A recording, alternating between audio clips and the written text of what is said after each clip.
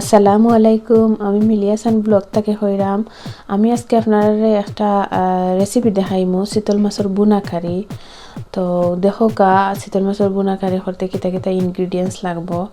তো আমি কেন 6 পিস চিতল মাছ রে সুন্দর করে আঁশ ছাড়াইয়া দইয়া রাখছি। চিতল মাছের বুনা কারি বানাইতে যে ইনগ্রিডিয়েন্টস লাগবো ওগুলো আমি দেখাইরাম। আমি বড় সাইজের একটা পেঁয়াজ এখানে গ্রেট করিয়া রাখছি, আর 2 টিস্পুন রসুন রাখছি, আর এখানে একটা টমেটো আমি কাটিয়ে রাখছি, এখানে 4-5টা কাঁচামরিচ কাটিয়ে রাখছি, আর কিছু ধনিয়া পাতা কাটিয়ে রাখছি। আমি লামানির আগে দিমু। চিতল মাছের বুনা কারির লাগে আমি এখানে কিছু স্পাইস রাখছি। 1 টিস্পুন হলুদ গুঁড়া, 1 টিস্পুন মরিচের গুঁড়া, 1 টেবিল স্পুন ধনিয়া গুঁড়া, আর 1 টেবিল স্পুন কারি পাউডার, আর স্বাদ মতো লবণ। চিতল মাছের বুনা কারি বানানোর লাগে আমি প্রথমে পরিমাণ মতো তেল দিলাম।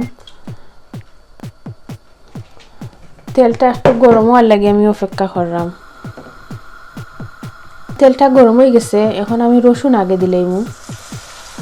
রসুনটা একটু হালকা একটু ব্রাউন হইলে আমি পেঁয়াজ দিলাম, সুন্দর ফ্লেভার আয়।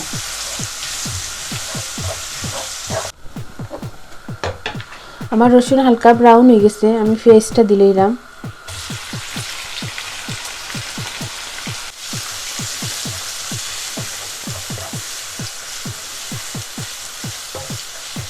আমি এখানে স্বাদ মতো লবণ দিলাম।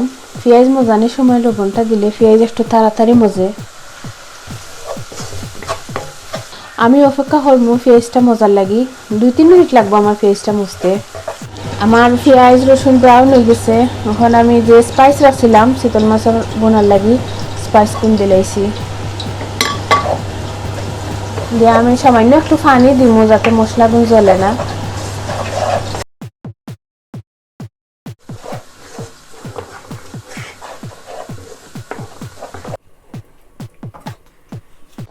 আমার মাছের লগে মশলা মিক্স করা হয়ে গেছে, আমি এখন ডাকিয়া দিলাম। 1 মিনিটের মতো রাখবো আমি, সুন্দর হইয়া যাতে মিক্স হয় মশলার ফ্লেভার মাছের লগে।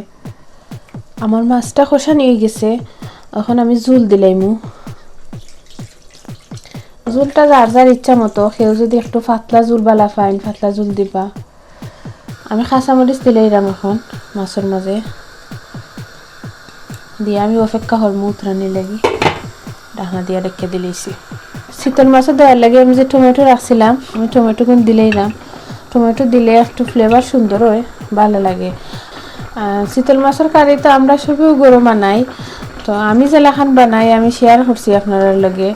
তো বানাইয়া দেখবা, ভালো লাগবো আশা করি।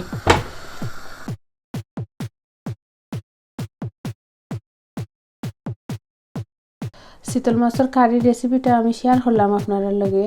তো কিলাখান হয়েছে আমার ভিডিওটা আপনারা জানাইবা কমেন্ট বক্সও, আর আমার চ্যানেলটা সাবস্ক্রাইব করবা, আর ভিডিওটা বেশি বেশি করে শেয়ার করবা। ধন্যবাদ সবাইরে আমার ভিডিওটা দেখার লাগি। ভালো থাকুকা। আসসালামু আলাইকুম।